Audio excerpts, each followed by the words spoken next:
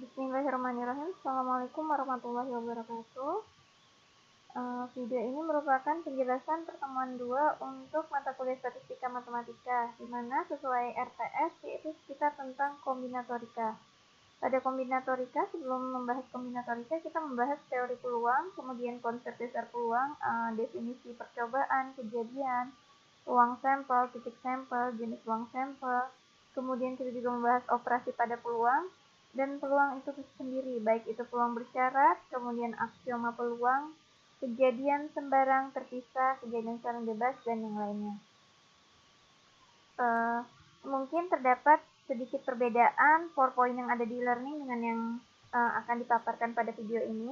Namun tenang saja, nanti setelah ini PowerPoint-nya akan diberikan lagi di WhatsApp dan di Google Classroom. Kalau perlu nanti di-upload ulang ke e-learning gitu ya.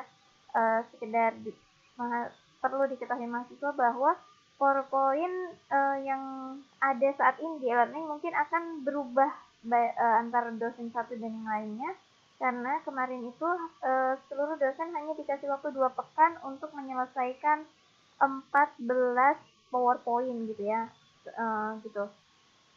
Dan mata kuliah yang diampu dosen tidak hanya 1, mungkin bisa 2 atau 3 mata kuliah, artinya 14 dikali 2, 14 dikali 3.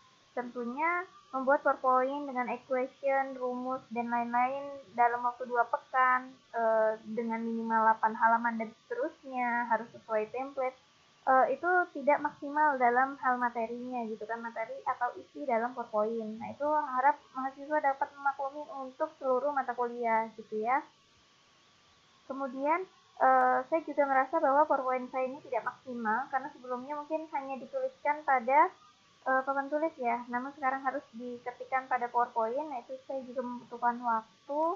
Selain itu juga kemarin saat pembuatan PowerPoint ini saya diamanahkan prodi untuk mengumpulkan dan mengedit ya ketika tidak sesuai template dari 20 mata kuliah kali 14, artinya ada 280 PowerPoint yang saya edit agar sesuai template. Dan saya juga berkewajiban membuat PowerPoint baik di statistika matematika, di Tadris, dan di prodi sistem informasi. Jadi mohon dapat dimaklumi oleh rekan-rekan mahasiswa. Semoga kedepannya manajemen waktu saya lebih baik lagi sehingga bisa menjalankan amanah dengan sebaik-baiknya. Oke, langsung saja. Siswa selanjutnya kita membahas teori peluang. Apa sih peluang? Jadi peluang adalah ukuran ketidakpastian terjadinya suatu peristiwa. Nah, jadi segala sesuatu itu kan tidak pasti, makanya ada istilah peluang. Karena ketidakpastian itulah munculnya statistika ya. Segala sesuatunya tidak pasti. Kemudian peluang itu terletak di antara 0 sampai 1. Jadi peluang itu antara 0 sampai 1. 0 itu kejadian yang tidak mungkin terjadi, dan 1 itu kejadian yang pasti terjadi. Misalnya peluangnya 1 adalah seluruh manusia akan mati. Nah, itu pasti 1 gitu kan. Kemudian kejadian yang tidak mungkin itu pasti 0. Dan peluang itu terletak dari antara 0 sampai 1. Nah, jadi dari segala sesuatu yang tidak pasti di dunia inilah muncullah akhirnya suatu cabang ilmu yaitu statistika ya. Karena ya dari peluang itu awalnya, sesuatu yang tidak pasti gitu ya.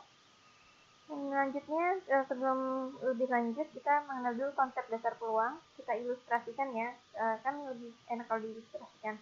Misalkan Budi, nggak ada ya namanya Budi di angkatan ini. Budi melambungkan dadu 1 kali, kemudian mengamati munculnya mata dadu ganjil. Nah, itu ilustrasi atau kejadiannya ya. Nah, definisinya percobaan yaitu sesuatu yang dilakukan atau eksperimen. Jadi sesuatu yang dilakukan itu apa? Jadi pada ilustrasi yang telah dicontohkan bahwa eksperimennya adalah melambungkan sebuah dadu. Itu adalah eksperimen atau sesuatu yang dilakukan. Kemudian ada istilah namanya nanti kita kenal dengan kejadian. Kejadian itu sesuatu yang diharapkan dari suatu percobaan.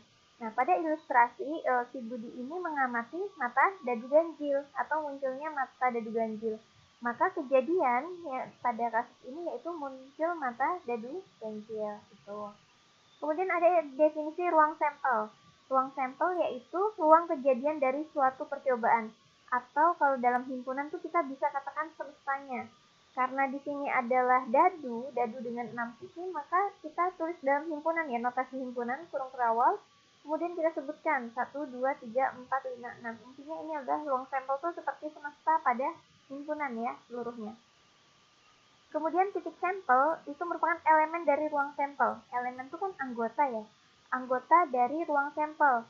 Nah, anggotanya itu bisa 1, bisa 2, bisa 3, bisa 4, bisa 5, dan bisa 6 gitu. Jadi ini merupakan elemen atau anggotanya. Sedangkan secara keseluruhannya itu dinamakan ruang sampel.